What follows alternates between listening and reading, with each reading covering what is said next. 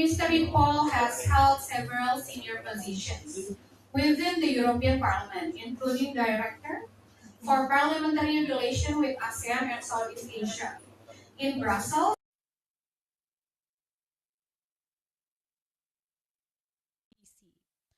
Throughout his career, he has worked extensively in parliamentary diplomacy, international cooperation, strengthening relations between Europe, Union and partners across Europe. So today we are honored to have him with us to share his insights on the role of the European Parliament in shaping global governance. Ladies and gentlemen, please join me in warmly welcoming Mr. Antoine Ripoll. Mr. Ripoll, the floor is yours.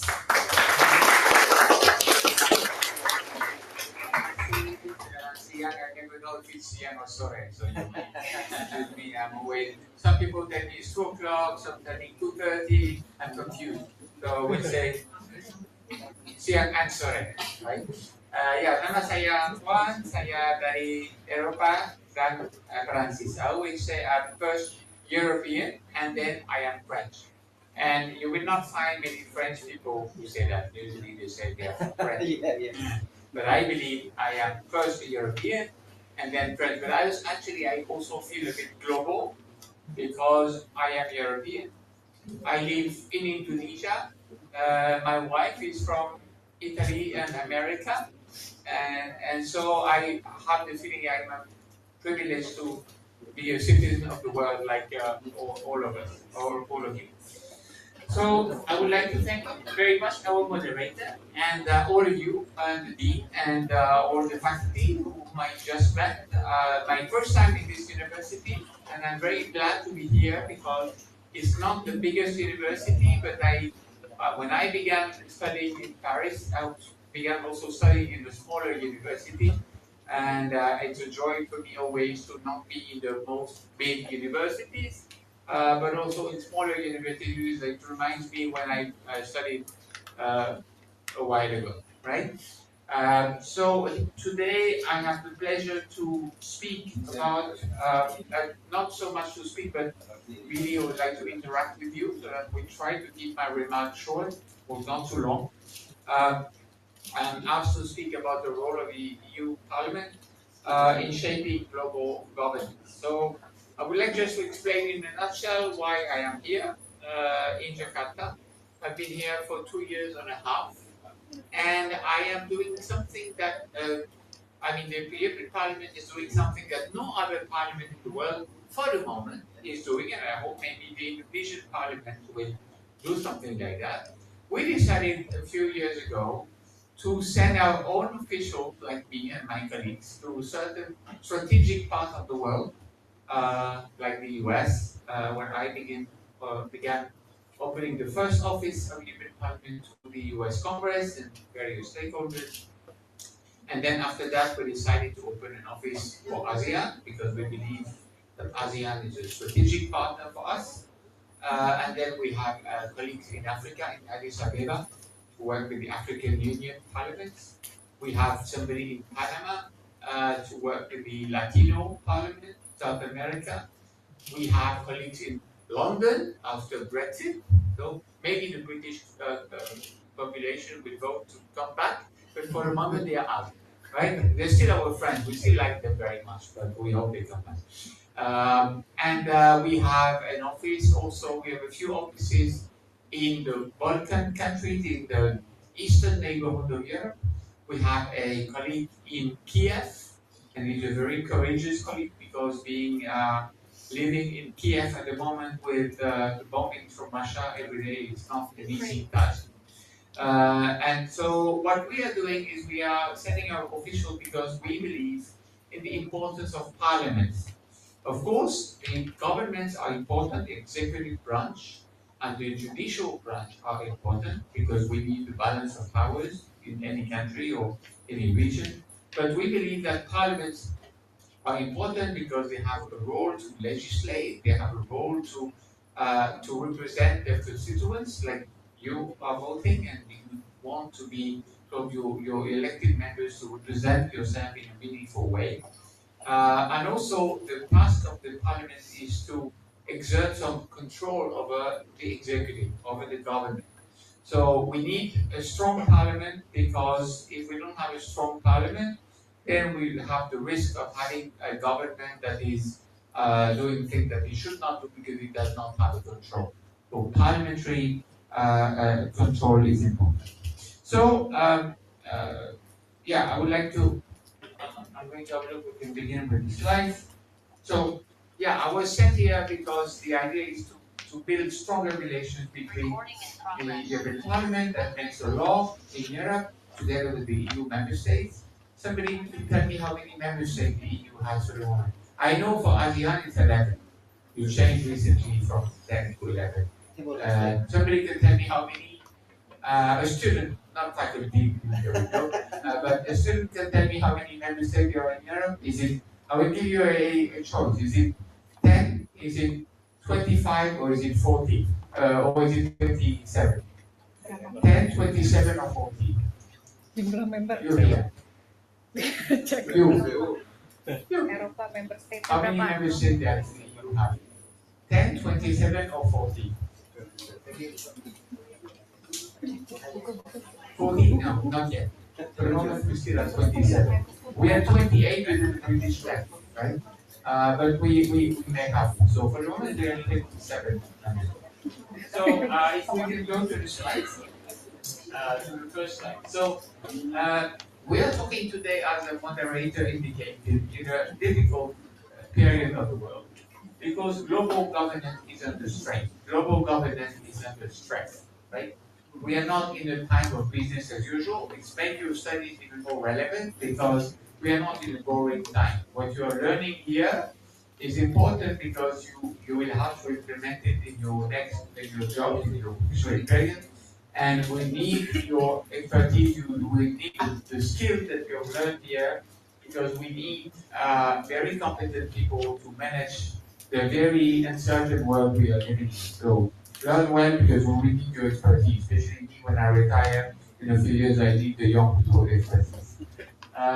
So we have geostrategic rivalry. So just stay where you were before. Very narrow. I'm not that quick. And sit there. So you, Indonesia and ASEAN, like Europe, you are not a hyperpower. You are not in China, and you are not the US, right? And you, like ASEANers, Southeast Asians, and Europeans, we are middle powers, right? So we are not huge, but we're not small. We are middle powers, and we need to survive and to manage the relationship that is very antagonistic at the moment between China and America, right? So that's the first factor. We can't change anything to that. We have to live with it the best possible and to make the best for our citizens. We have many now wars and crises that are weakening trust in multilateral institutions. So you know that after World War II, which for you is very far away, for me not so much. So I was born in '63, in the past millennium, when there was no internet and no digital and no iPads and nothing of that, but I survived. So today we are seeing a lot of crises, a lot of wars. So what just happened in Iran, we saw what is happening in now 4 years in Ukraine. We still see what happened in Venezuela. We see that President Trump has threatened to invade, to take a few countries like Greenland or others. So we are not in a moment of business as usual where we're implementing, of course, imperfectly, because there's never any perfection anywhere. But let's say that for a number of years, we always wars somewhere in the world, of course, but in the last years, we have seen more unpredictability. We have seen that some countries are not respecting the international rule of law. And I'm sure, of course, I should mention what happened in the Middle East, the terrible tragedy that is happening between Israel and Palestine. And so that is part of the very difficult landscape that we are witnessing today. So this is a moment of uncertainty. This is a moment where big powers believe that they can because they can, because they have the power, because they have the military, because they can use their resources, energy resources, military resources, whatever resources, they weaponize those resources. This is a rather new concept, right? And the rules-based international order needs active political support. Because the question is the following. Either we, the world, the citizens of the world, we say it's okay, it's what it is. Russia is invading Ukraine, and they want to take back because they say so. Ukraine is not a sovereign country, so because they have the army, they try to take it back. America said, I want Venezuela because I like the petrol, the oil, or whatever it is. Israel and Palestine continue to fight for the territory, or so.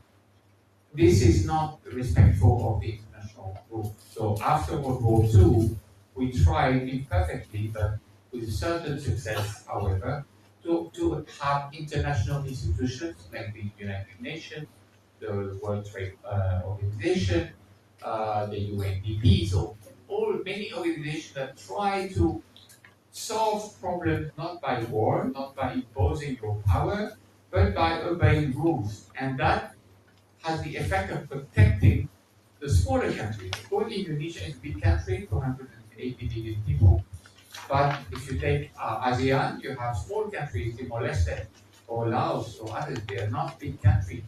And if you're a small country, and you have the right to be a small country, the more we respect international rules, the more you are protected. The moment that the big countries, the hyperpowers or others can disrespect the law in total impunity when nobody says anything about it, that is when we are on a slippery slope, because then it becomes normal to not apply the rules. And then the big countries, especially the smaller countries, or the weakest country, the weakest people in the big country, they become more vulnerable. And so we need to be careful, because the danger is that we are protected. We are all protected as human beings or our country by respecting the international rule of law. If we let it slide, if we accept the new normal that we don't respect anymore, if I'm big, I can use my power and I will use it, and nobody cares because nobody will sanction me, then they will continue doing it. If the international community reacts, then maybe we will come back to a certain respect of international rules, certain predictability. We can now go to the next slide. So in this context, I want to explain something about the European Parliament. So, okay, I want to explain something about the EU integration process. Because it's a unique laboratory. I'm not saying that because I am paid by the EU Parliament. So I'm saying that because it's a pretty cool fact. So the European Union actually did not begin. We were not calling it the European Union when we began in 1957 after World War II.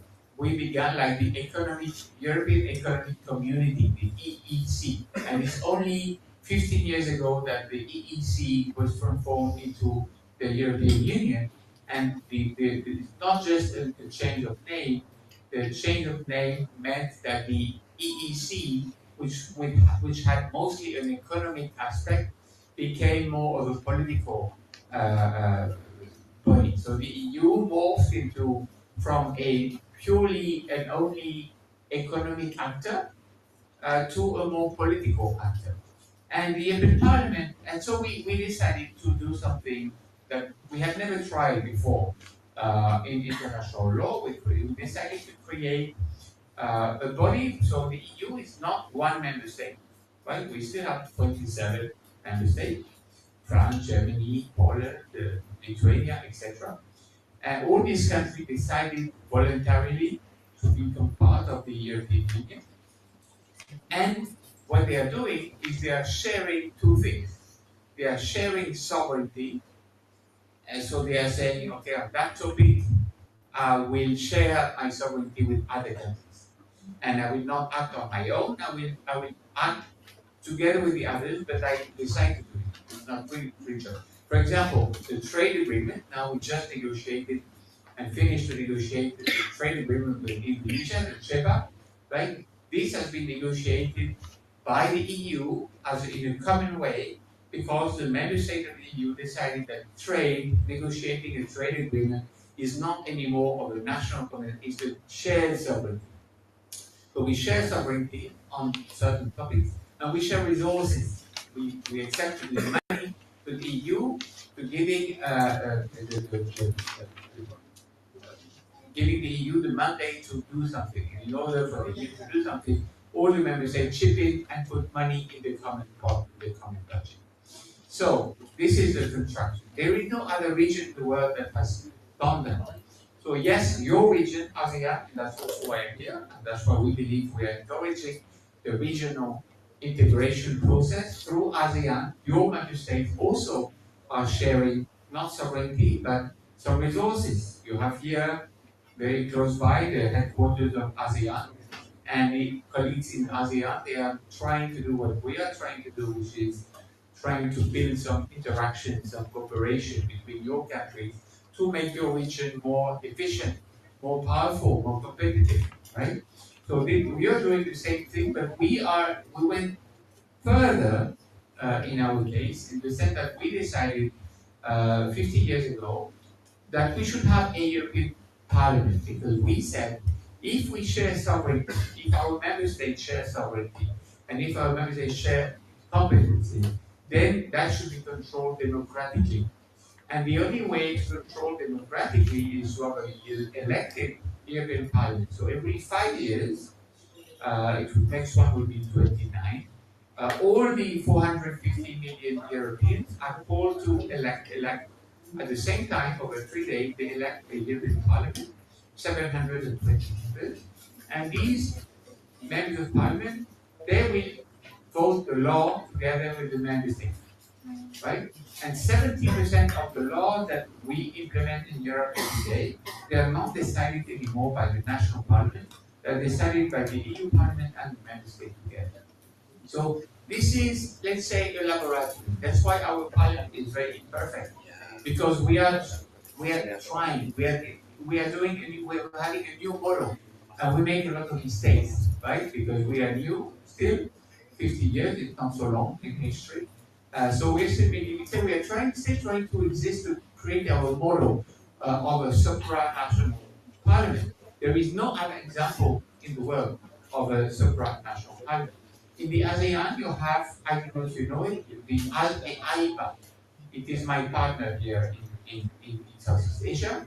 I also work with your DPR and your DPP, with your parliament, and all the parliament of the member state of ASEAN. But I also work with the ASEAN Interparliamentary Assembly.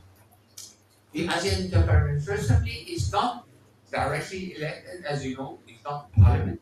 They don't pass the law, but they are an organization that puts together in the same room MPs from the 11 member states of ASEAN to discuss together on issues, to try to influence the process, to try to change points of view on the domestic situation, the economic issues, international diplomatic issues. We were, before the European Parliament was elected directly in 79, we were exactly like AIPA. We were called the European Assembly, not the European Parliament. And so we have the same system. So maybe, or maybe not, that will be the choice of you, of the ASEAN, the Southeast Asian.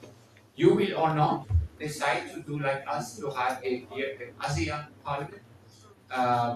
You will see, I will send you, I just recorded a podcast last week with two members of the European Parliament, the chair of the Foreign Affairs Parliament of Malaysian Parliament. And you will hear in the video, in the podcast, he is pleading for an ASEAN Parliament.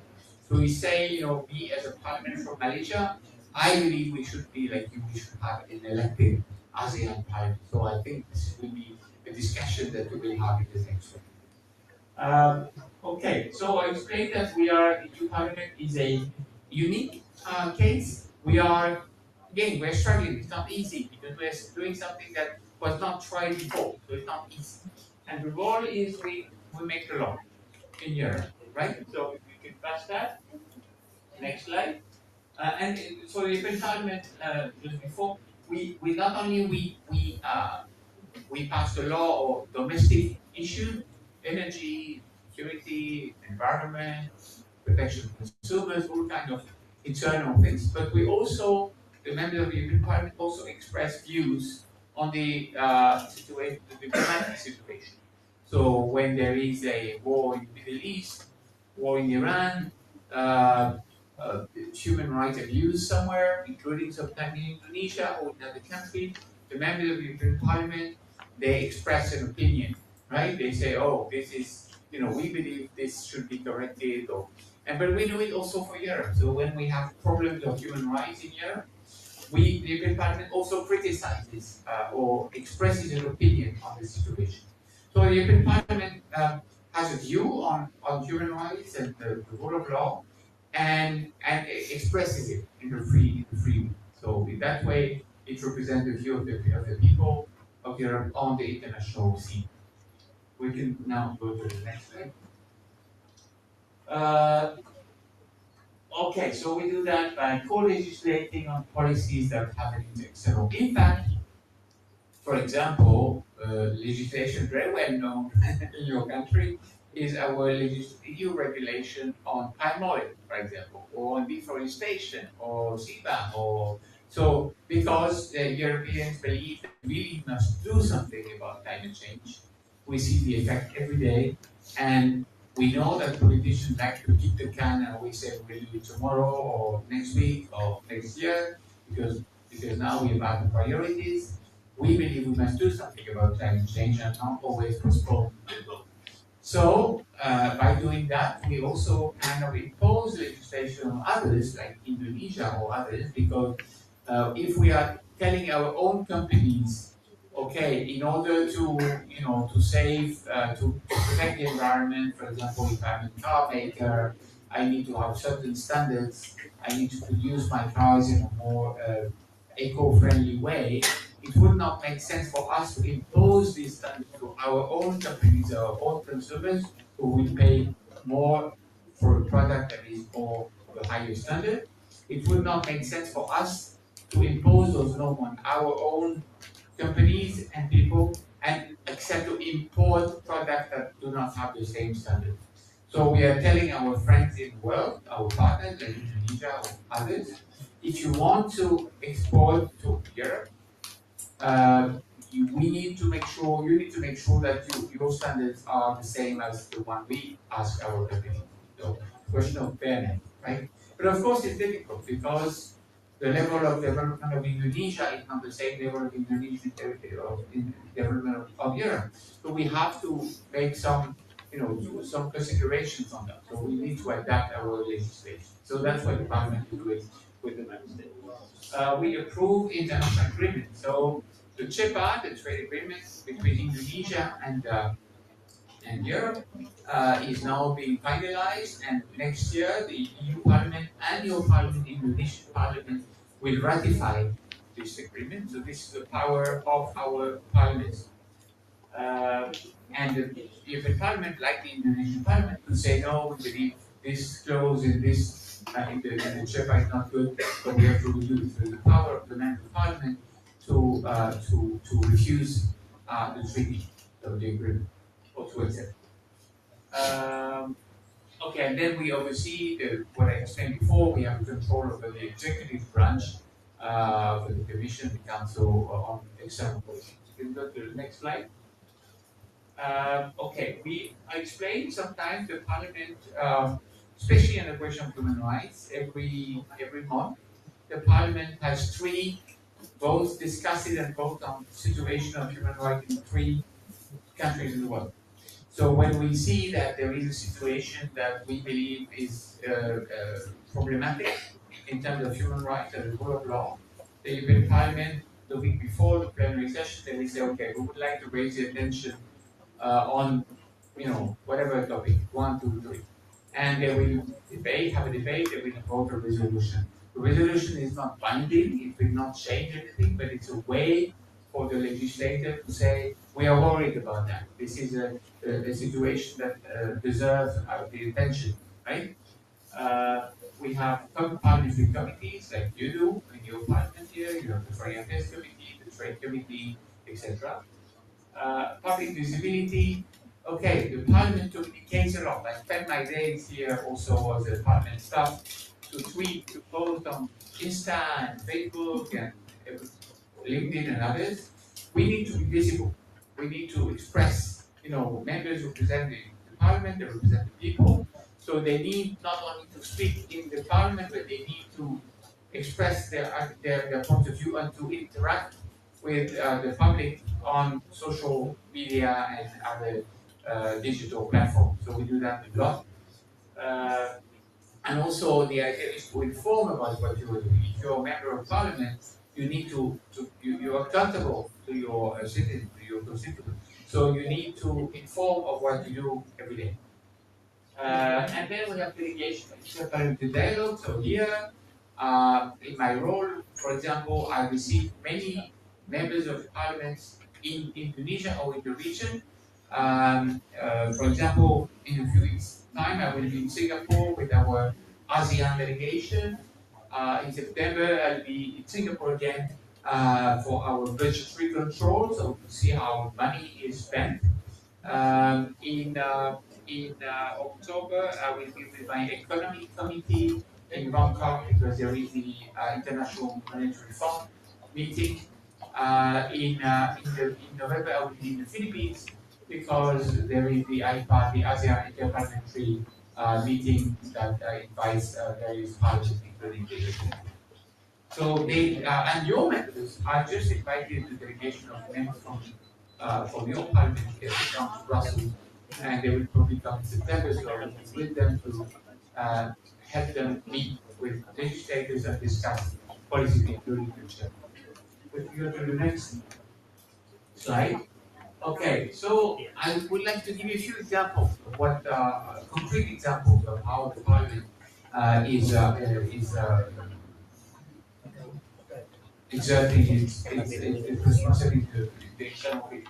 So Ukraine for us is not only a problem for our region. I explained before. So of course it's a problem for the security of Europe because since the EU, we never had a war in Europe. And the EU is a project of peace. The reason why we have been done the EU is because we want to avoid having war between us. But now we are in a situation for the first time since World War II where a direct neighbor of us is being attacked by Russia. And is being attacked by Russia, according to us, for no reason, just because they want to take, they don't recognize the legitimacy and they want to take back the power. And also, Ukraine is a big agri producer, so they want to take the resources. So we believe it's unacceptable for our security, but also for the principle that you cannot attack a member state for no reason and in contradiction with international law.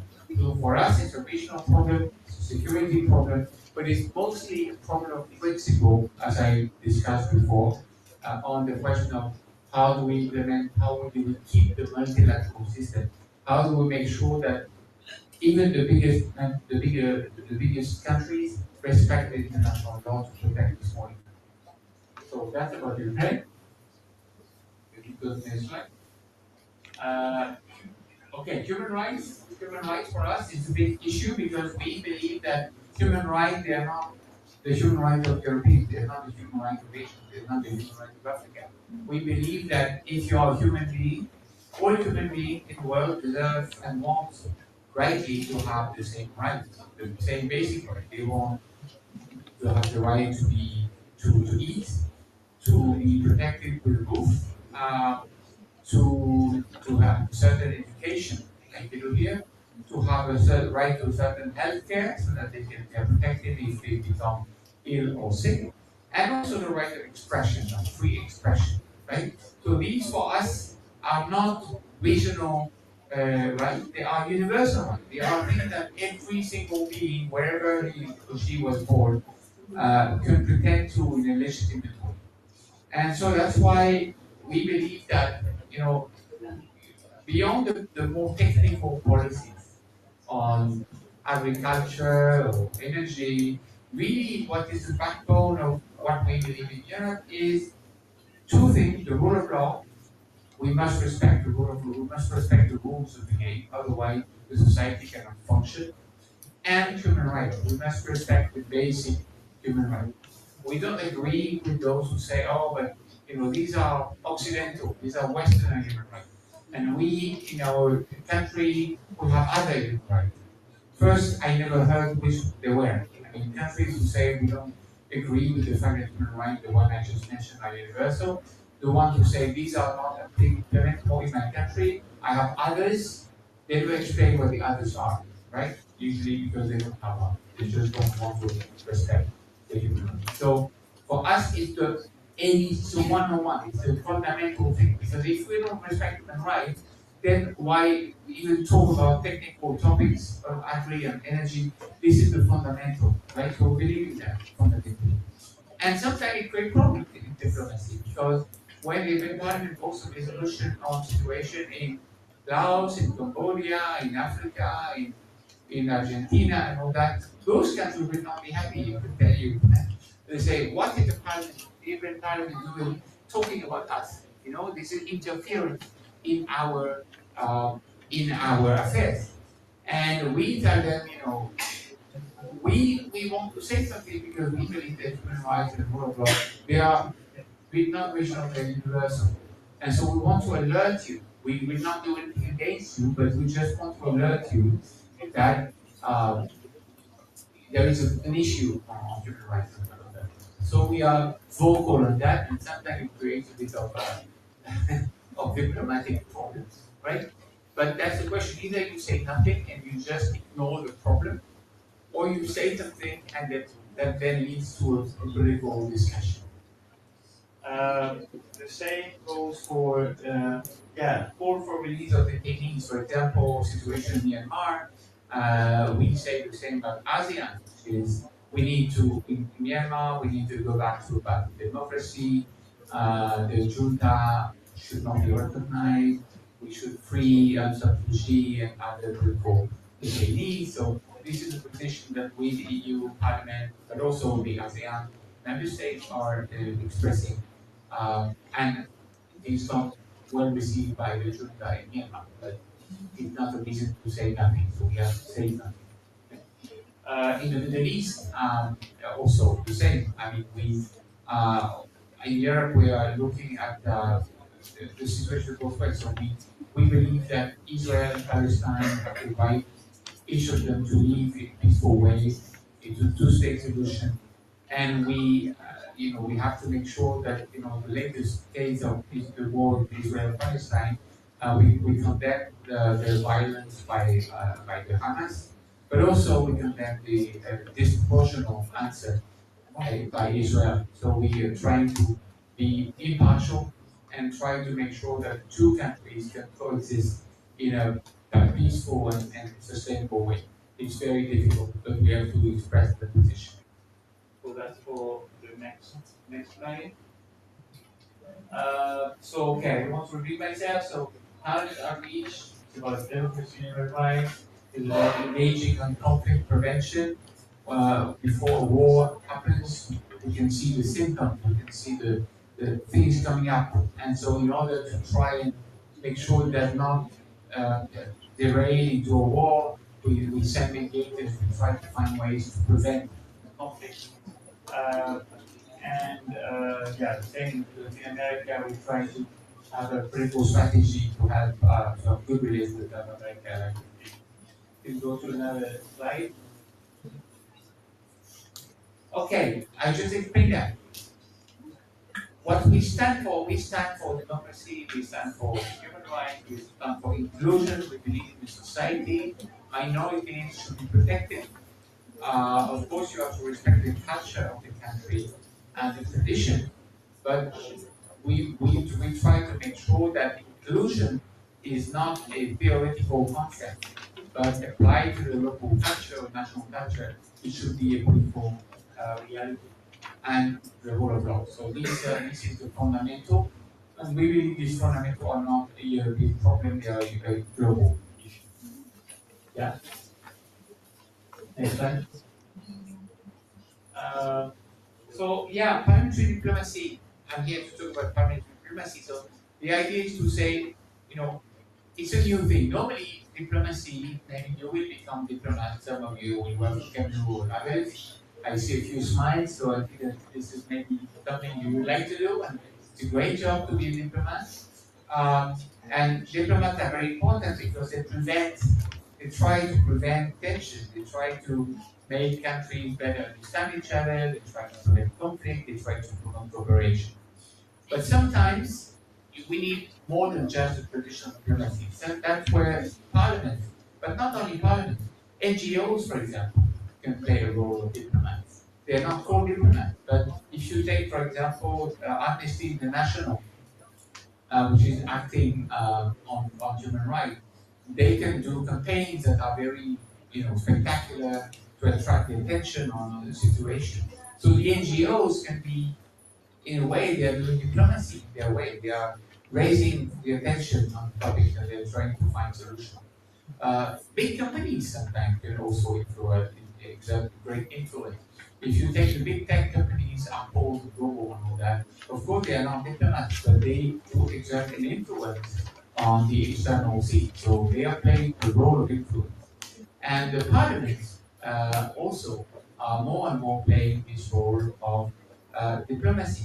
And sometimes we have an issue because diplomats are trying to find a solution, but because they are diplomats, they will do it nicely, with nice words and good manners. But sometimes the problem cannot be solved like that. Sometimes you need a bit of more directness or frankness, and a politician if you're a diplomat, you live in Jakarta, you need to have good relations with Cameroon, right? You're not going to fight Cameroon. You need to have good relations because you will stay there next year and the one after. So you want to break your relation with your friends from Cameroon, other ministry. So you try to be nice and you try to find ways to arrange things. But sometimes a problem is stuck at this level. So it can be good sometimes that politicians come and talk to each other and say, listen, we have a problem here. It's been 7 years they are stuck on that. Let's find a solution. Let's talk more frankly between us with no testimonies and let's solve the issue. And sometimes we do. So it's a good, I always say it's bad cop, good cop. So the good cop is the diplomat, the bad cop is the member of parliament. But if they agree together, they come back, then we can solve. It's a clever way of using the influence of parliamentarians who are free in the expression and more direct. So that in that sense, parliamentary diplomacy is a complement. So parliament cannot replace the diplomat. We need diplomat. We need Cameroon. We need French, European, American, Chinese diplomats because we need to ensure that the day-to-day cooperation between our countries is smooth and done in a professional way. But sometimes we also need the help of other actors like parliament. Can you go to the next slide? So this is just to finish to say that EU and ASEAN, we have strong parliamentary links. We have a plan of action that we're going to be presenting now, 2027, that encourages parliamentary links. That's one year. We're trying modestly to promote this relation. The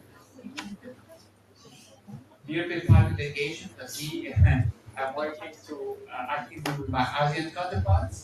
That means the Parliament, the IPA, the university, the NGOs, the think tanks, the Chamber of Commerce, and trying to build relations between us and channels of conversation. And that's why there is an antenna here for ASEAN of the European Parliament, because we want to develop this relation.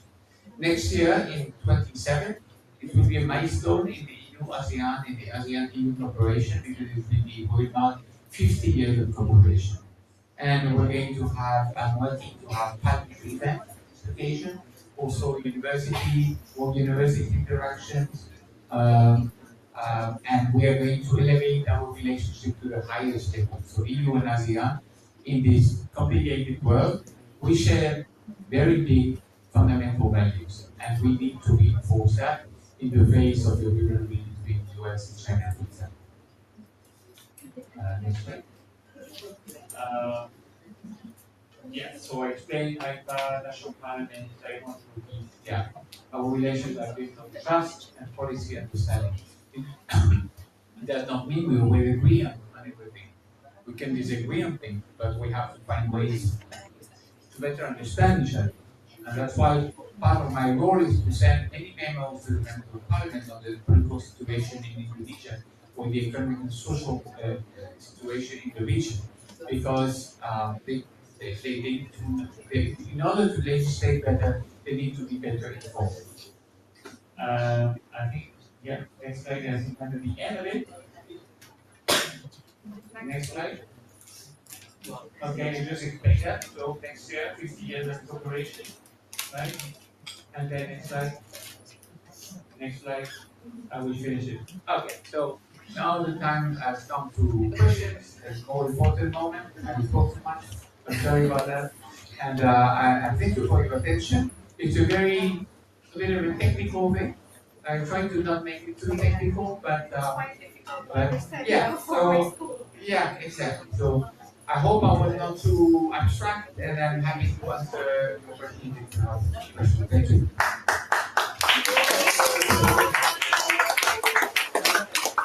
Thank you very much, Mr. Ripoll, for such an insightful presentation. Your presentation has highlighted how the European Parliament contributes to promoting democratic values around the world, and also how to strengthen international cooperation, supporting rules-based international order through parliamentary diplomacy. Thank you very much. So before we move to the Q&A session, on behalf of USNI, we would like to present this small token of appreciation as a gesture of our sincere gratitude for your presence here today. This will be given or presented by the head of International Relations Program, Mr. Pradono Budi Saputro. And after that, we will take picture with all the participants.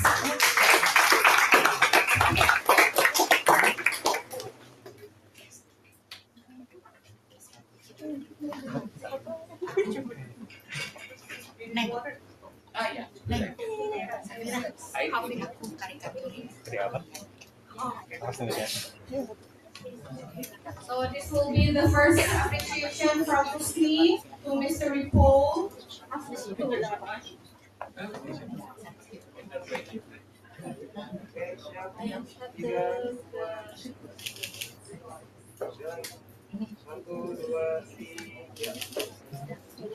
So there will be a second gift for you for your presence here today from Miss IU, the lecturer of International Program. It's like Christmas. Yeah! Presents today. Oh, look at that. You like it? Yeah. Oh, thank you. Terima kasih banyak. Satu, dua, tiga. Satu, dua, tiga. Terima kasih. I look better in picture. Terima kasih. Thank you. Picture-nya di mana? And we will take picture with all the participants. You can stand on the center. Berdiri atau duduk aja di situ? Okay. Yeah, so you sit down there. Hello. What's your name? Oke, senyum. Semuanya smile.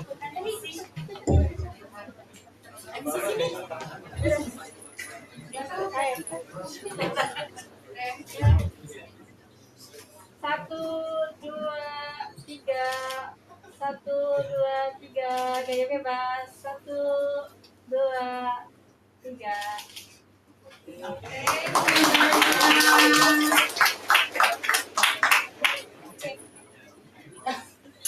Circle.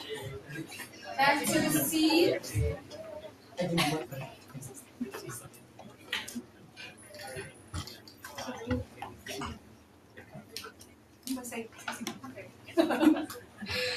So before we move to the Q&A session, I would like to ask one question for you. You've spent nearly 4 decades working within the European Parliament and have witnessed significant changes in international politics. Looking back, what do you think has been the biggest transformation in the Parliament's role in global affairs since you first began your career? the change? Well, I would say what is the most difficult? The most difficult. Huh? The most difficult. The most difficult, yeah. Most difficult is because we are not, I mean, people in Europe, I'm French, so when you're French or when you're German or when you're Spanish, you are raised in French or in Spanish or in Portuguese, in the national system. And you listen every day to, or you don't listen to them, but to politicians, or we speak about the national context. You will read, okay, you don't read newspapers anymore, but you read digitally, or whatever information you get is mostly national, right? And it's normal because we are not a federation, we are not the United States of Europe, we are 27 member states sharing sovereignty resources. So what is difficult is that people in Europe have difficulty to understand the European level of decision because they're not used to it. They don't learn it much at school because the national system don't really explain that to the people. So what is difficult is to explain, to have a level of understanding of the population of what we are doing. And because often people don't understand, then there is a certain gap. That is why we communicate so much. And this difference, this gap could be, we can see this gap when we have European election. Normally in Indonesia, when you have a national election, like the presidential election, you have a level of turnout around 80%, between 70 and 80%, right? So that means that your people are interested. They believe that there is something at stake for them, and they will go to vote, which takes an effort, right? In the case of the European election, we are struggling because the level of turnout is around 50%. It's not good enough, right? And that is not just a figure, it shows that the people do not really understand, they don't really believe that there is a necessity to go and vote because they don't believe. At the same time, Europeans, when you ask them, what do you think Europe should do? Do you think Europe should do more on the big issues like climate change or migration or defense and security? 80% of Europeans say, oh yeah, we need to have a more active and influential Europe because in this world that is fragmented, we need to be united to have an influence. So there is a gap between what people think when you ask them the question, they really understand that the EU level, so the regional integration level is important, but when they go vote, then the reaction is different. So the difficulty is to make people understand why it is important, and not only think it's important, but acting to have the EU institutions that are credible, that are legitimate. So that is the problem, the perception problem is difficult. Because if we want to be efficient, we need to be backed by the people. If the people don't back you, don't back action of the parliament, we're irrelevant. So we're fighting for relevance, really, right? For influence. Especially in younger generation, it's quite hard to give them the understanding the importance of European Parliament. All right. So thank you very much, Mr. Ripoll. We will now open the floor for 3 questions from the audience. If you would like to ask a question, please raise your hands. Once recognized, kindly introduce yourself by stating your name and institution. And please be brief so we can hear from as many participants. So there will be. Oh, and also the best question will receive souvenir at the end of the session. And who is deciding which are the best? You will decide. Okay. Yeah. Okay. Hello, Mr. Ripoll. Please introduce myself. I'm Attidhira. You may call me Widya. I'm a coach, certified coach, also helping me here. So it's very interesting when we talk about European, and many Indonesians look that European and American have double standards. So we see in the European Parliament strong voice in human rights in Ukraine and Iran. However, critics in the global south sometimes perceive double standard when it comes to Israel Hamas, where local wisdom and historical context are complex. From a humanity perspective, how does the EU, Union, as a key partner of the US, ensure its moral consistency so that the defense of universal rights truly serve all humans, not just geopolitical alignment? For us, in is at the end, as we say in the East, diplomacy without humanity is just a strategy without strength. Thank you. But you're setting the bar very high because that's a very good question. So yeah, no, I think it's very direct and it's very true. That's always, and in politics, everything is a question of perception. So it's true, and I often have this question, and it's good because it obliges us to reflect on ourselves now. So very often what I am asked is, I am told that it was a double posture on the question of Israel, for example. So we are saying, oh, we have to defend the rule of law. Look what happened with Russia attacking Israel, attacking Ukraine, and we condemn Russia and we put a lot of sanctions on Russia. But when Israel is doing what it does in Palestine, we don't put sanctions on Israel. We don't. The reason this is happening is so it may be that we have double posture. The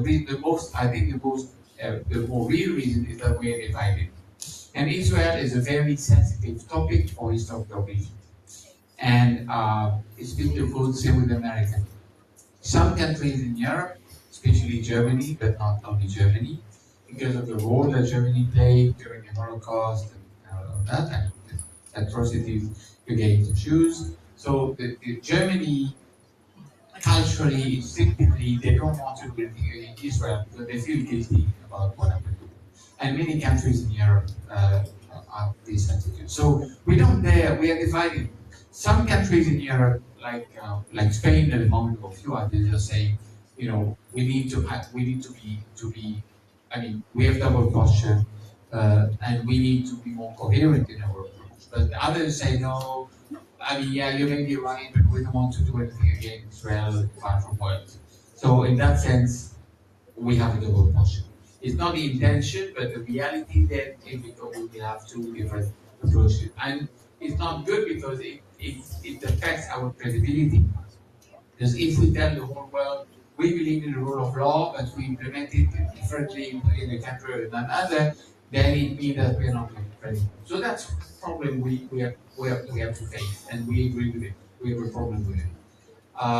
With America, it's the same. I mean, with America, because we depend on America on many things economically, but more in terms of defense security.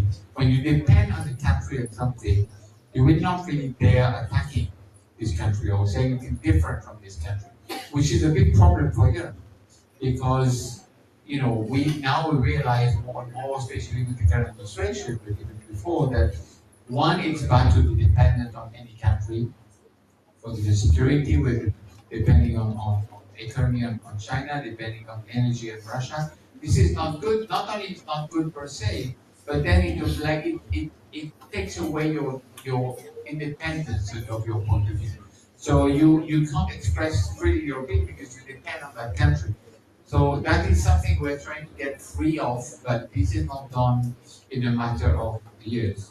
So now on defense security, we're going to see in the next 10 years that we need to share more powers, more resources, we're going to build our defense and security position industry, and that hopefully will lessen at least or reduce the dependency of the EU towards the West, not only on the security but also foreign affairs. So you have a point, and we see it. We're not saying no, you're right, we don't have the posture. But it can be explained, but it does not change the fact that we know that our credibility depends on how we are capable to address that problem that exists, right? I'm being very frank. That's why I'm always saying the EU is not a model. People always tell me in this country. It's not the ideal, yeah. No, it's very imperfect. Very imperfect. But we try to address the issue. Sometimes we manage, sometimes we don't. Thank you very much, Mr. Ripoll.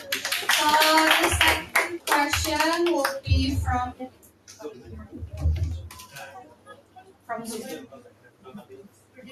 Okay. Atau nggak Zoom after this? So the second question will be from the gentleman at front. Please state your name.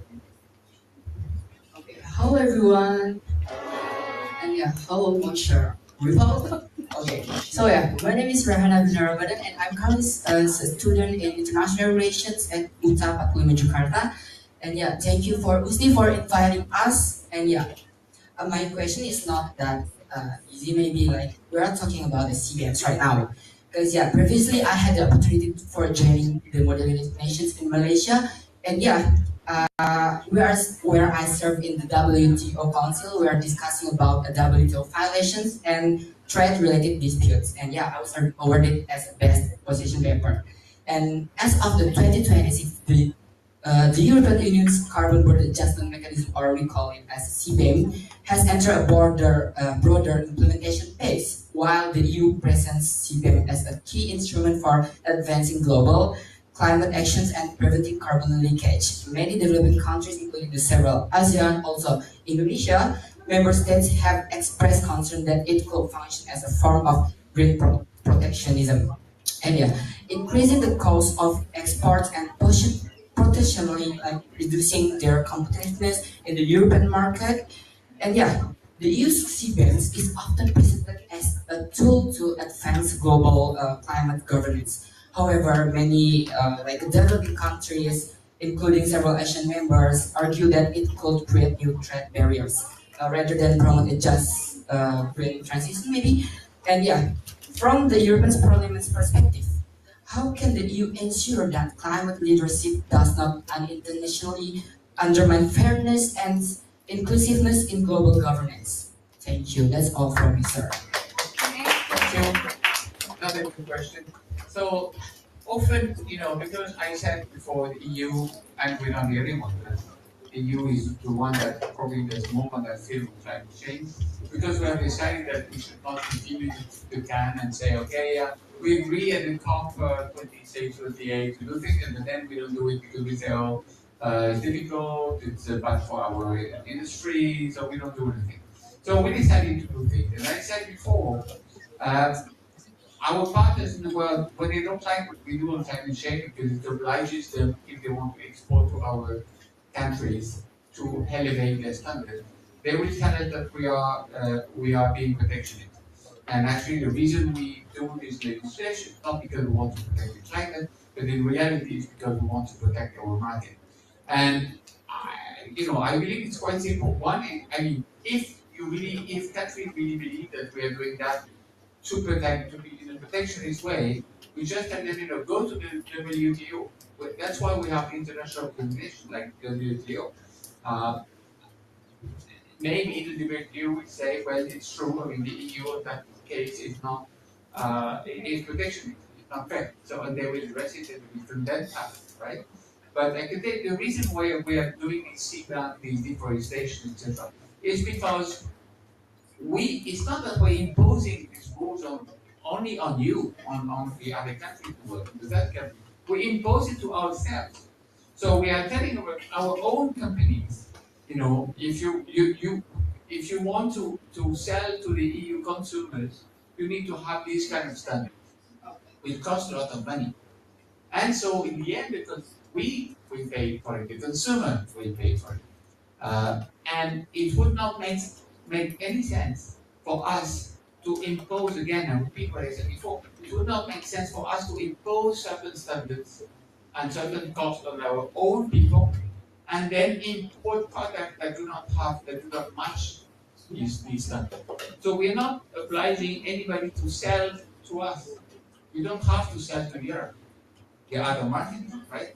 But if you sell to us, then you have to be on the same level of standard. And in the end, it will help you because there are many influential people in this country privately, they tell me, well, actually, officially we are saying that it's bad for us, but in reality, it's good for us because if we manage to be at your level of standard, then we will be able to we'll have markets all over the world because our product will be so high in terms of standard. We can be on any other, we can sell on any other country. So my argument would say I understand the perception that we are protectionist. I can assure you we are not doing it. And if you don't believe me, which you are entitled to, your country or anybody can sue us to the WTO. That is why we created the WTO. This is, by the way, why we're criticizing the US for not appointing the US at the moment. It's been a while now. They are blocking WTO by not nominating the member of the select committee that made some judgments, and so because they don't want to be punished, so they are blocking the system, they are freezing the system. But we believe that functional international agreement should function and should accomplish its role. And if a member state of the WTO believes that another country does not respect the rule, they should sue that country to the WTO, and we will get a decision, and we'll abide by the decision of the WTO. But I honestly can tell you, this is not a protectionist measure. This is just a measure of being fair. And if we impose things to us, we should impose it to the products that come to our country. Thank you very much, Mr. Ripoll. Applause for Mr. Ripoll and for the question. Okay, I will give one more opportunity. Young lady. Young lady. Okay. We need gender parity. Yes, gender equality. Good afternoon, everyone. Good afternoon, Mr. Ripoll. So, overall, thank you for the excellent presentation. My name is Widya and I'm from Yadika 5 Senior High School. So, I'd like to know more about the challenge the Parliament face when we stand for democracy, human rights, and the rule of law. Okay. Thank you. So, thank you. Another good question. How am I going to select a good question? It will be terrible. So it's very good question because it's much easier when you're a parliament to say nothing. Because if you say nothing, you're not criticized, right? So it's the same for climate. I mean, it would be easier for the EU to say, just to keep the can, protecting the planet is not good for our interest, not good for industry. On the short term, we're just going to do nothing. We let the companies do what they want. We let people do what they want. We can use as much plastic as we want. We do nothing. And then we'll be at the level of the others who do nothing. That will not solve the problem, but who cares? Politicians will be happy. They will be elected. We will complain because we are imposing norms. So it's a bit the same on human rights. We could say, we don't really care what happens in Indonesia or in South Sudan or in Israel. We're just going to say nothing. We're just going to mind our own business and we're going to look at what happens in Europe or in our member states. And if something bad happens, if something that we believe not good happens in another country, we won't really care. We will say nothing. That would be the easy way, right? We don't do that because we don't believe in that. It's not in our DNA. We believe, because we believe that human rights are not regional, we believe they are universal. And when the world, at the time after World War II, voted on the Charter, the Human Rights Charter, it was supposed to be universal, right? And then some regions said, well, it's not really universal, it's regional. We don't feel bound by those rules. As I said before, we don't believe in that. We believe that you can travel the world wherever you want. When I am fortunate to be able to travel quite a lot, and every time I talk to people in the street, everybody feels the same. What I said before, that everybody feels the need, the necessity to be respected as a person, whatever religion, sex orientation, gender, color, whatever. People want to be recognized for who they are. People want to have a roof, have to eat, people to be educated and healthy.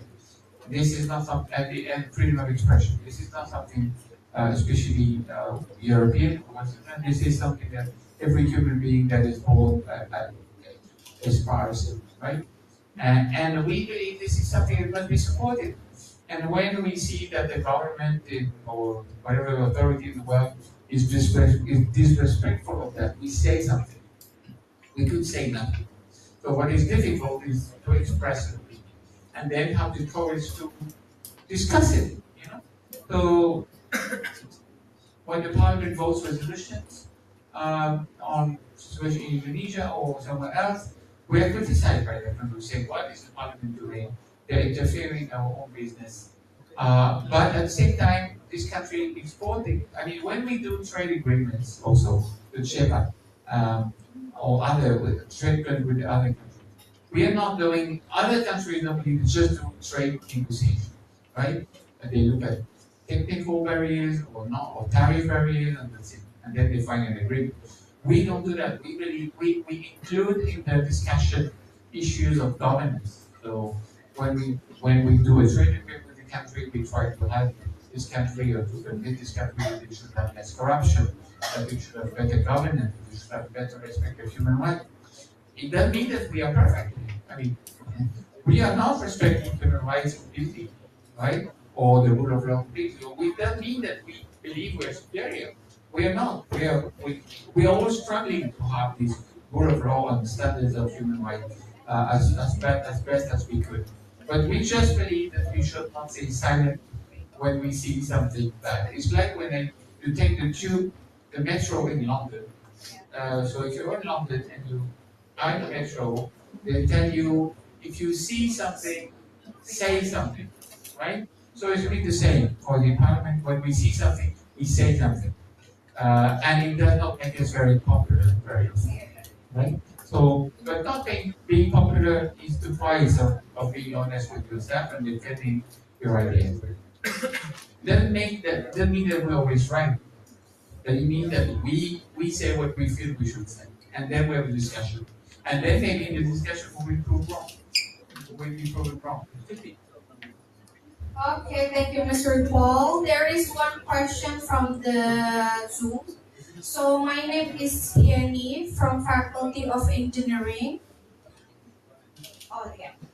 I think climate change is both a war and crisis. So how does the European Parliament influence the policy on environment and climate change that affect global SDG achievement? To what extent does EU trade reflect the principle of sustainable development? So as I said, thank you for the question. As I said, so I will say something to criticize us. So yeah, as I said before, we have decided like, just to begin. When I was young, when I was your age, in France, studying in France, those who were saying we need to protect the planet and do something about climate change, I and many of my friends and family were saying these people are being weirdos, what do they want, they're crazy. I remember this party that was the ecologic, the Green Party. Most people, mainstream, like we were saying, these people, what are they telling us? This is ridiculous, this is so. And actually, history proved them right? So these people saw already in the 70s that we had a problem and we had to fix it, but nobody took them seriously, including me. And it took us a long time. So it's not that we're telling that we're not better. It took us many decades during which we made many mistakes and we contributed to destroying the planet. So it took us a long time to take climate change seriously, and now we are voting legislation that some people believe are protectionist. But now, we to the question, we are trying to do as much as we can. But now the question is arising in Europe that we have done so much in terms of regulation on the environment that now we have a problem of competitiveness. And we are putting the standards for our companies so high that it's very difficult for them to be competitive. So now we are kind of rebalancing, and that's a reality. So we call it simplification. I mean, in reality, we are rebalancing. And some people could be very disappointed with that because some people will say, what's happening here? The Europeans have been telling us for 20 years that we have to be more green, more respectful for it, and now they are postponing the deforestation, the CS3D. So because now we are saying, okay, we need to implement this legislation to reduce the impact of climate change, but at the same time we also must balance with competitiveness.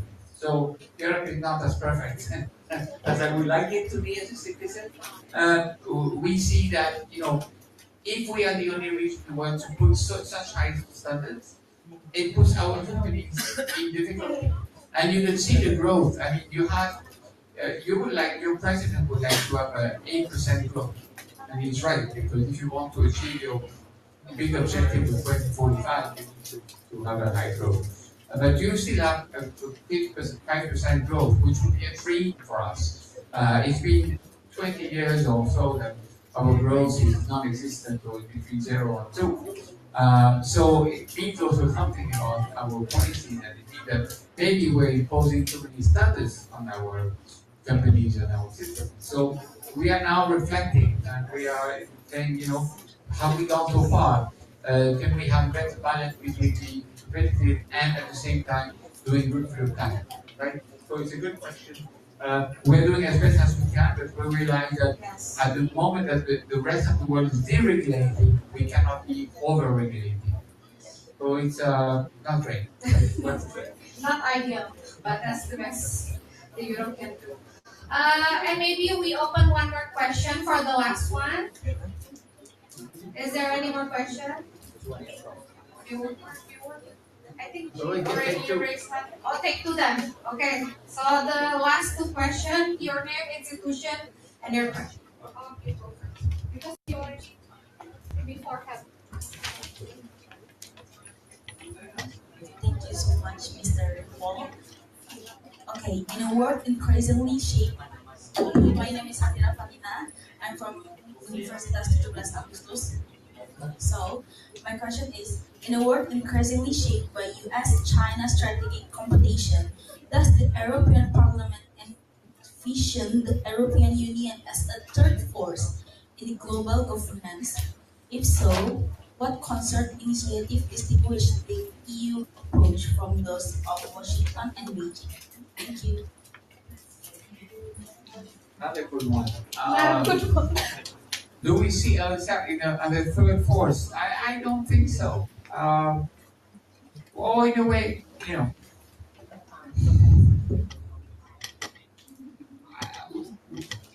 I don't know if you followed, but a few months ago at the where was it?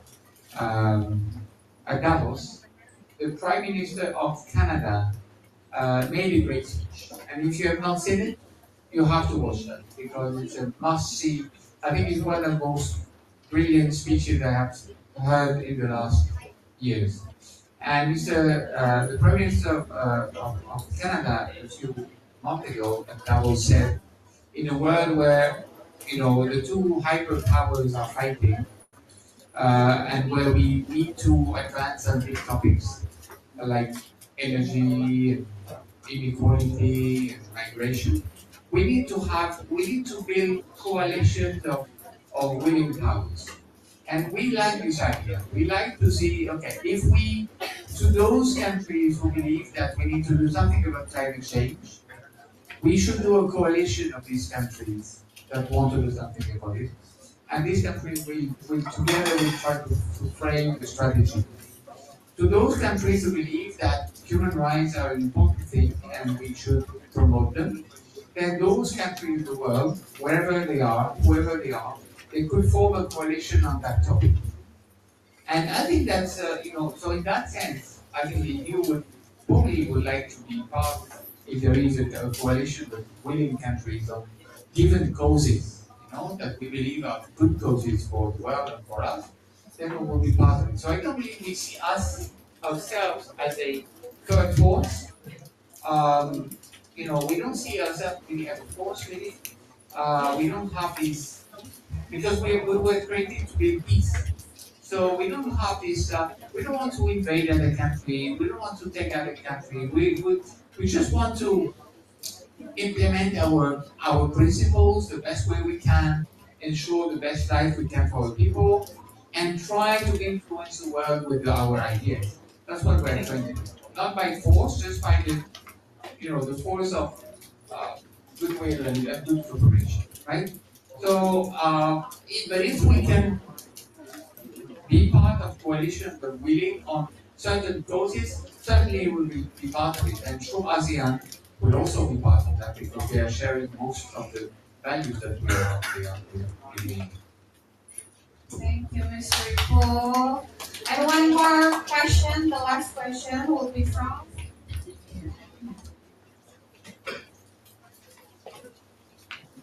hello, Mister.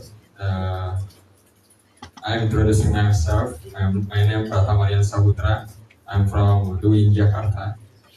My question is, among raising geopolitical tensions and threats to multilateralism, how is the European Parliament leveraging its role in approving international agreement and shaping EU foreign policy to strengthen a rules-based international order, particularly through its recent recommendation of the UN General Assembly? Thank you very much.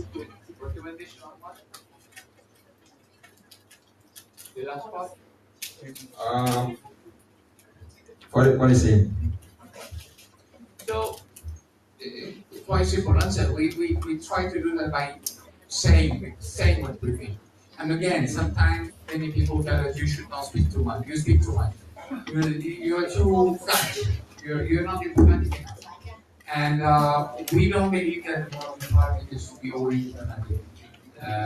We believe the role of the parliament is to express the views of its citizens, and that can be easier, it can be difficult. But we believe that not saying things is not a fair way to use the people. I mean, if the people don't believe in anything, then the parliament should not say anything. But if your people you represent stand for values, then your elected representatives should stand for those values. Otherwise, they should be replaced. So the way the parliament is, and I was saying it's a fight. The EU model is not a model; it's a fight. It's difficult every day. Even Parliament, members of Parliament believe they don't, and not only that they believe it's a fact, they don't have the power they should have, because the governments don't always want the Parliament to have the power. It's not only in the EU, it's everywhere like that. So if you are the government, you want to limit the powers of your Parliament, even if you do what you want. Right? But that's not how it should be in a democratic system. You should have counterpart. So we, even Parliament, we are fighting for our rights, but when we are fighting for our rights, we are fighting for the right of the people. So the people should see that those who elect are doing something to them and are saying the thing that they want them to say.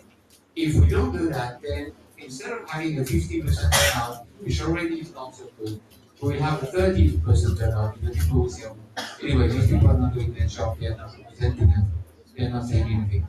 So we have to be vocal, we have to say things, at the same time we have to be aware that the world is complicated, that we cannot contradict our part. We need to be also, to a certain way, also diplomatic.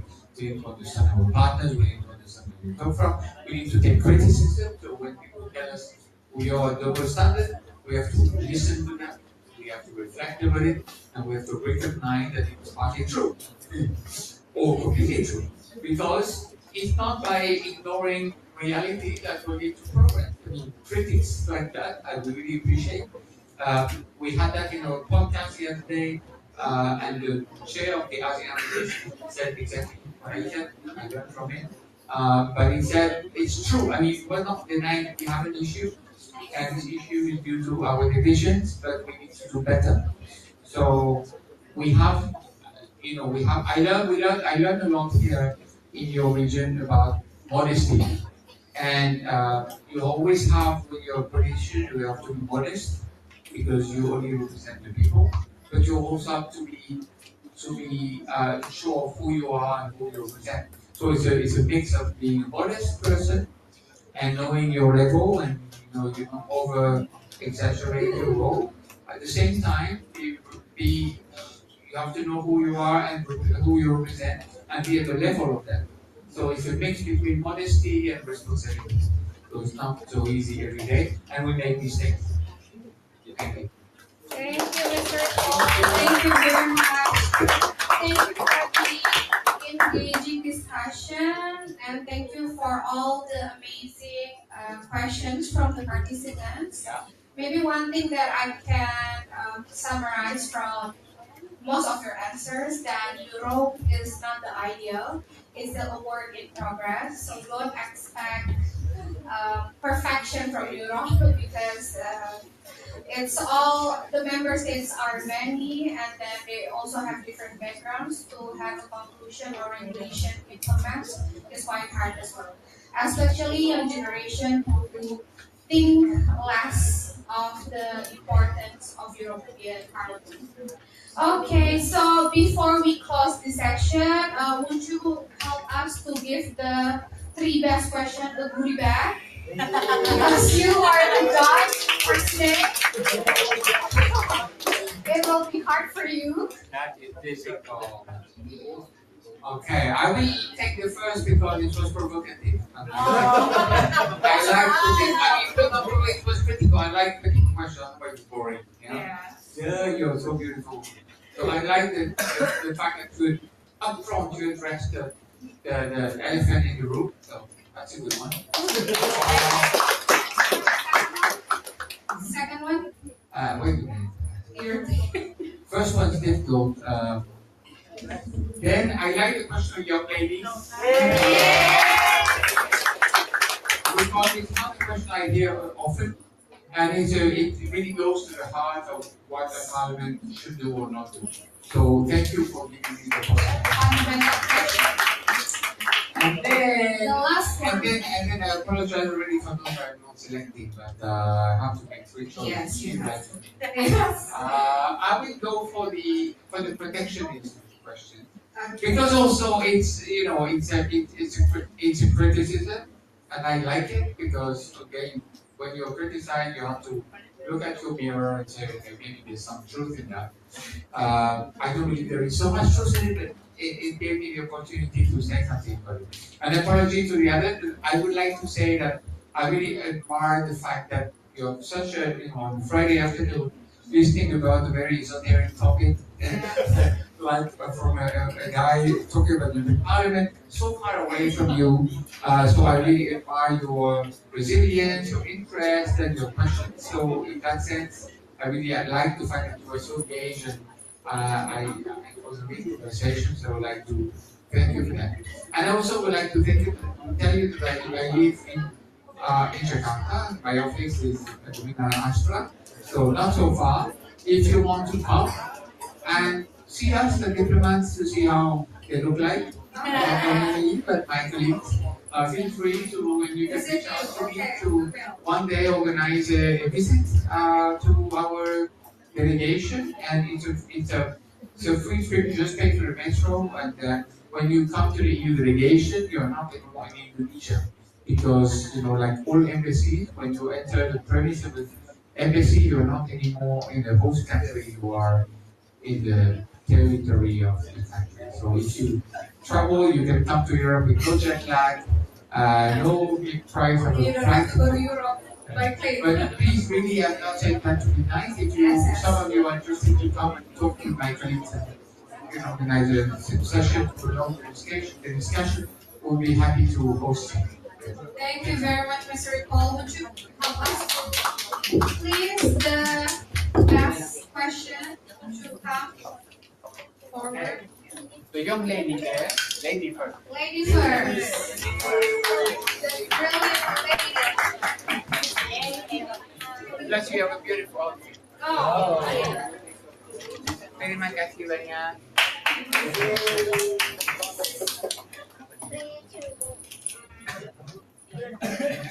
Terima kasih. Dan the young man here. Terima kasih. Thank you for provocation. like that. Oh, thank you. Bambang. Okay. I give you mine. Antoine. Thank you very much. Okay. Terima kasih. Okay. The young man here.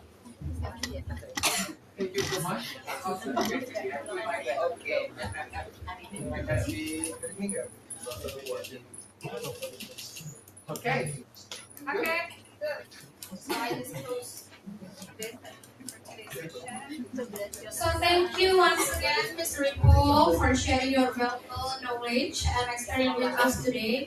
Your insights have given us a deeper understanding of the important role that parliamentary diplomacy plays in strengthening international cooperation, promoting democratic governance, and addressing today's global challenges.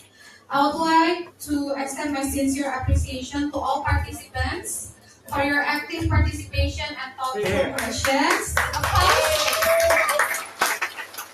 On behalf of Universitas Satya Negara Indonesia and all collaborating partners, thank you for joining us at Ngopi Series 25. We hope today's discussion has inspired all of us to continue engaging with global issues and to contribute in our own ways, and to build more peaceful, inclusive, and cooperative international community. Thank you very much. Good afternoon. Have a wonderful afternoon. Thank you.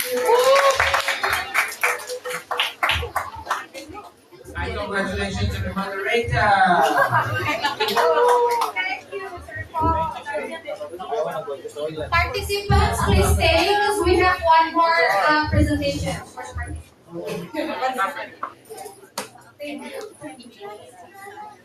Tunggu dulu participants, kita ada presentasi satu lagi. Gitu. Oke. Sebentar kok, ini nggak lama. Akan dibawakan oleh Bapak Ramang. Waktu dan tempat kami bisa. Halo, selamat sore. Gimana? Udah pegel telinganya dengan bahasa Inggris? Kita bahasa Indonesia aja ya. Oke, sebelumnya lu kan presentasi. Sebenarnya Om Rama cuma mau ucapin selamat datang dan terima kasih atas kedatangan teman-teman di Universitas Satya Negara Indonesia. Ada yang teman-teman yang sini? Udah. Belum? Ada yang udah? Yang udah boleh datang lagi. Yang belum ini pertama kali berarti. Oke, nanti diulang lagi. Sebenarnya USNI ini kita sering banget ngadain kegiatan. Ini adalah salah satu upaya kita buat membentuk teman-teman yang punya jiwa leadership nantinya. Ini salah satu upaya. Mungkin teman-teman nggak sadar. Gua ngapain sih hari ini sini? Kalian lagi libur nggak sih? Yes. Ya kan? Tapi mau datang karena disuruh, nggak apa-apa. Pertama terpaksa.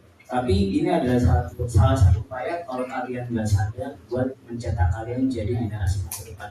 Karena habis lulus sekolah mau ngapain? Lanjut kuliah? Ada yang mau langsung kerja? Habis kuliah ujung-ujungnya pengen kerja, betul nggak? Betul. Pengen berkarir nggak? Betul. Udah tahu belum di masa depan apa yang dibutuhin di dunia kerja? Boleh next? Habis itu. Nah, kalau teman-teman tahu sekarang itu yang dibutuhkan 5 dari 6 skill berdasarkan World Economic Forum. Ini adalah suatu forum kelas dunia yang bahas soal skill-skill yang diperlukan sama teman-teman. 5 dari 6 skillnya ini adalah dibutuhkan oleh manusia. Satu lagi itu dibutuhkan oleh AI. Siapa yang nggak pernah pakai AI sekarang? Pasti pernah kan? ChatGPT, Meta AI, semua pakai kan? Tapi pertanyaannya siapa yang akan memimpin dunia? Mau AI yang mungkin apa manusia yang memimpin? Next kalau itu. Next lagi. Oke, sedikit aja. Untuk teman-teman nanti kalau mau jadi pemimpin, kalau teman-teman mau jadi leader, terutama di dalam dunia, kalian harus punya 3 skill.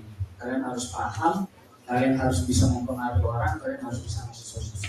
Ini riset dari World Economic Forum, bukan orang yang bilang, tapi ini risetnya.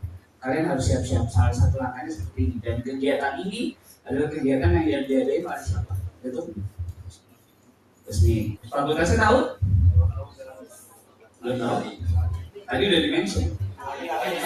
AI jurusannya betul, fakultasnya adalah fakultas fisik. Kalau yang gampang, fakultas ekonomi, ilmu sosial dan ilmu politik. Next, kalau ini kita di fisiknya ada 3 prodi. Yang pertama HI, kemudian ada komunikasi dan juga ada hukum. Kita jadi satu, kegiatannya biasanya jadi satu, nggak bisa-bisa. Mungkin kalau di kampus lain anak HI aja, anak ilkom aja, anak hukum kan. Tapi kalau di sini kita semua jadi satu. Kayak seminar hari ini sebenarnya tadi kalau teman-teman notice ada beberapa mahasiswa juga yang dari HI, dari ilkom, dari hukum. Mereka gabung di sini juga. Next, nah, kalau teman-teman mau tahu apa aja sih dipelajari di HI itu yang pertama kita belajar kajian intelijen. Ada yang nonton visual lesson? Ada yang nonton? Nonton nggak? Lagi happening banget ya? Bolak-balik mulu tuh di TikTok sama di IG ya. Nah, itu salah satu ilmu intelijennya akan dipelajari di HI. Kalau teman-teman mau tahu. Terus juga kajian strategi keamanan, terus sama diplomasi, sama negosiasi tadi contohnya kegiatan ini salah satu contohnya kalian akan belajar juga seperti apa. Terus ekonomi politik internasional. Emang HI ini concernnya buat teman-teman yang mau melanjutin karir ke luar negeri. Jadi kalau ya itu di lembaga-lembaga luar negeri atau di perusahaan-perusahaan luar negeri. Next, kalau Wisnu, sedikit aja ini juga kita ada ilmu juga. Selain ada HI, kalau kalian mau jadi content kreator, terus kalian mau jadi corporate communication, bisa juga nanti masuk di ilmu. Di hukum juga ada next. Nah ini ada kriminologi, ya sama salah satunya si HO lesson. Nah kalau teman-teman nonton taxi driver pernah nonton nggak? Orang belajar kriminologi. Itu dipelajari nanti di USNI. Next. Nah, kegiatannya ngapain aja? Belajar di USNI seru. Karena fisik nggak pengen teman-teman belajar cuma kelas itu doang. Kegiatan ini ada kunjungan industri, kemudian ada kunjungan lembaga juga, ada kunjungan budaya. Next, kalau isu.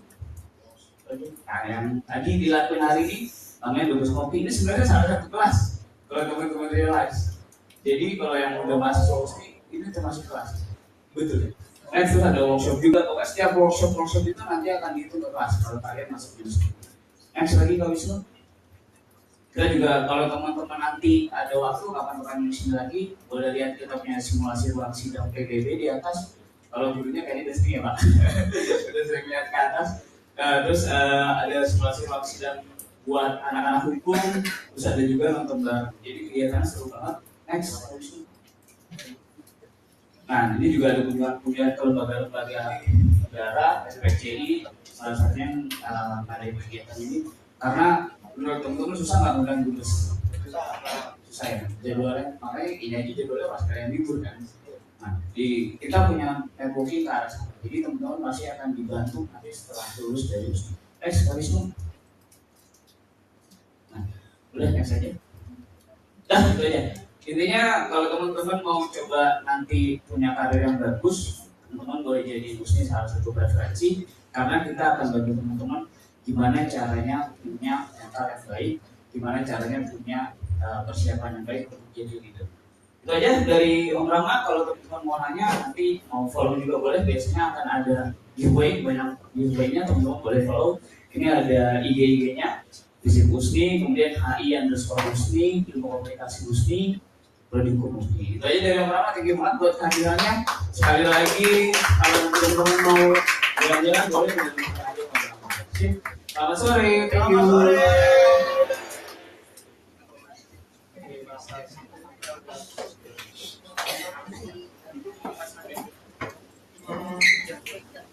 Thank you.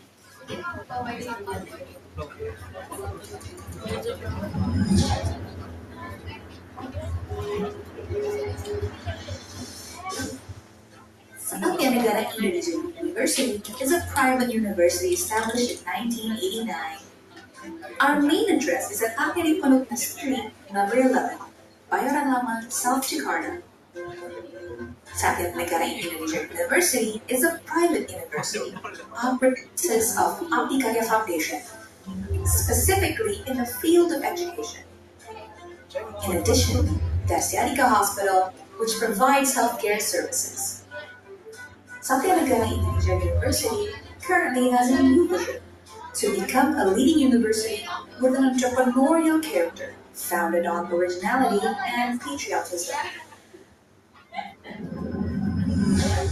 We also have a mission to provide an authentic, patriotic, and entrepreneurial-minded learning process, producing original and impactful research, undertaking community service to create meaningful and sustainable change, building an ecosystem that empowers the people of Satya Negara Indonesia University to think with an open mind, creatively, and with an authentic personality, executing measurable and adaptive governance towards global competition.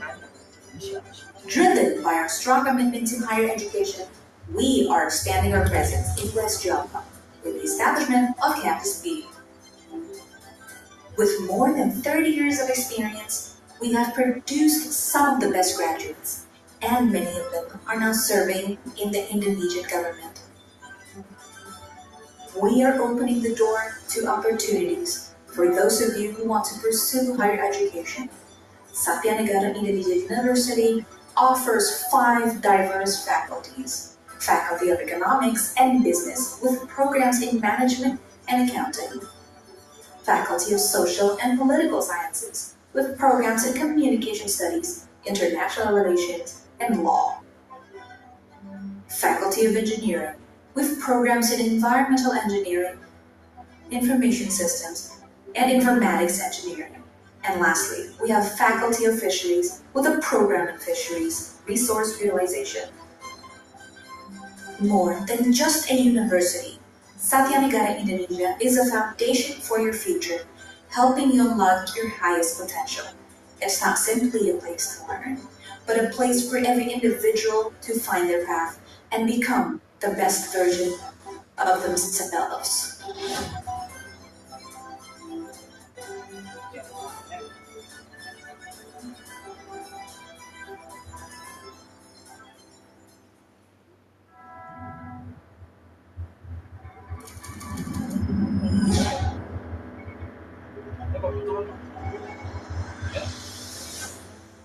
Satya Negara Indonesia University is a private university established in 1989. Our main address is at Attidhira Street, number 11,